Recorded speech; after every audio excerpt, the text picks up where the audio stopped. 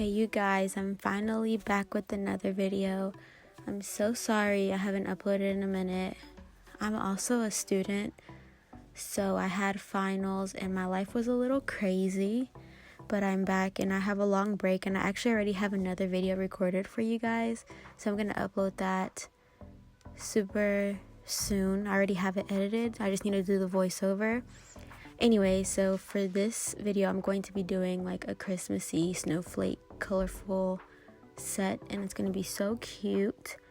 I'll leave a link down below where I got the snowflakes. It was on Amazon, so I'll leave like the exact link.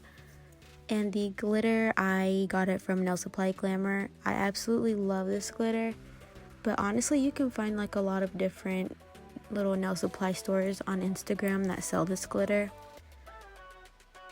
But yeah, just stay tuned. So one thing I will say is whenever you're doing something, if you like recreate this look or whatever, make sure you put these snowflakes on top of the glitter before it cures or dries all the way, or else it won't stick and then you'll have to put some clear down.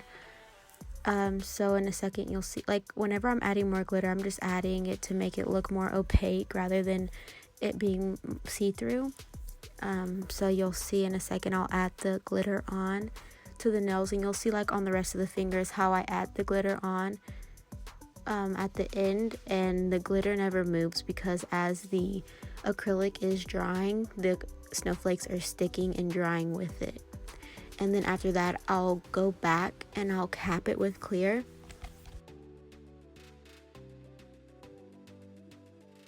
Oh, also let me add that in some parts you may see me add like a little bit of clear acrylic, and that's just to, if I feel like a piece or there's a part of the glitter acrylic that already dried before I got to put the snowflakes on there, then I'll just add that little clear, that little bead of clear there, just to make sure the snowflake doesn't fall while I'm doing the other nails. And then whenever I come back, that's whenever I'll actually take like my full one bead clear acrylic and cap the whole nail.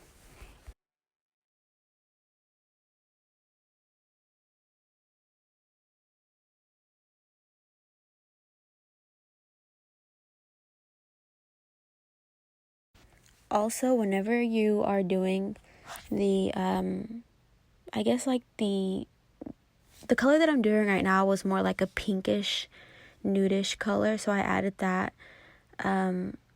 just to give it a little bit of extra like prettiness, I guess. I didn't just want to leave it her regular nail color. I could have just did clear, but I wanted to add the pink. And whenever you're doing that part, it really doesn't have to be perfect since you're going to be adding the clear back over the top. And it really doesn't have, every nail does not have to look exactly the same because it's a glitter ombre, and like it doesn't have to be exactly the same as long as everything basically looks the same. Like, you know what I mean? Like every little glitter speck doesn't have to be in the same exact spot as the other one. So just like make it cute, you know, have fun with it. And whenever you are doing the flesh, like the flesh colored part, so the pinky part that I did, the little pinky color, whenever you're fading it down, like that part does not have to be perfect. Just since you're going to be putting the glitter back over the top, just make sure that you aren't flooding the cuticle area or anything like that.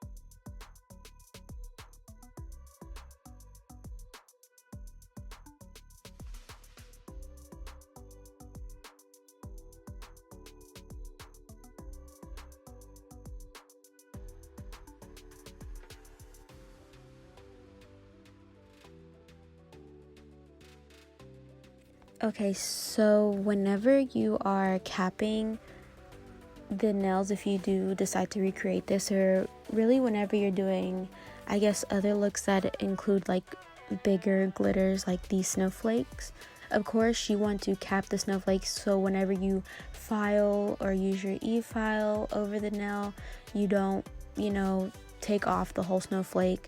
You want the snowflake still to be there after you get done filing. And yes, there are going to be some bits and pieces here and there that come off, like on the edges, and that's completely fine. As long as the whole snowflake is still there, then I'm sure like it's not a big deal. But at the same time, you don't want to add a huge bead of clear and like have your nail end up looking bulky, if that makes sense.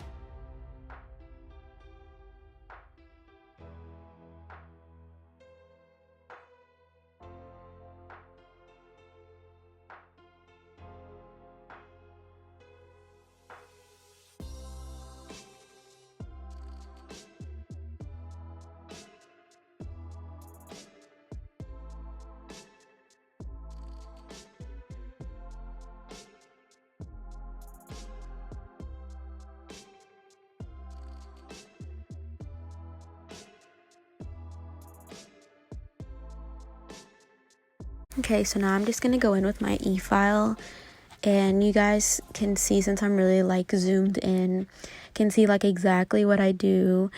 You saw how I started from the bottom of the tip of the nail and then went over the sides, and now I'm going around the cuticle and just making sure everything is really just smooth. There's no bumps and lumps. You see how I go over the tip of the nail sideways. Some people say like not to file that way, but I mean, you can, as long as you have control of your e-file, then you should be fine. But if you're just now getting used to using your e-file, maybe don't go that direction. Maybe try to just stay vertical instead of horizontal. But whenever you start to get used to it, you'll be able to go whatever way you want. But you'll see, I always go over the sides because there's always some acrylic or some of the nail tip that I didn't get whenever I was filing. But this part, I just really want to make sure whenever I'm using this drill bit, just go around the cuticle area and make sure everything is smooth.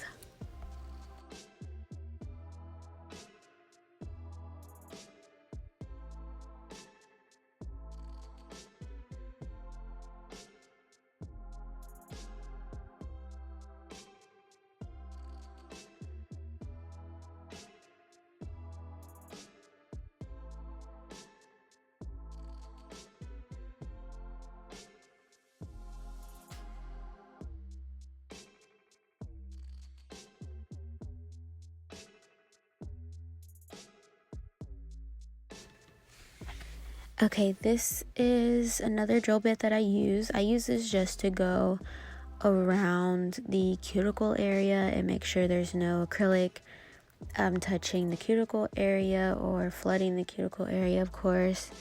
And I don't do this for every client. If I know for sure there's no acrylic touching, then I'm not gonna waste my time and do that. But sometimes for this color, since it is a little bit more on the fleshy tone color, I just did it just to make sure in case I couldn't see if there was some acrylic stuck on there, but there wasn't. But it's always good to just do it as an extra precaution. And I use my sanding band just to go over everything and make sure everything's smooth.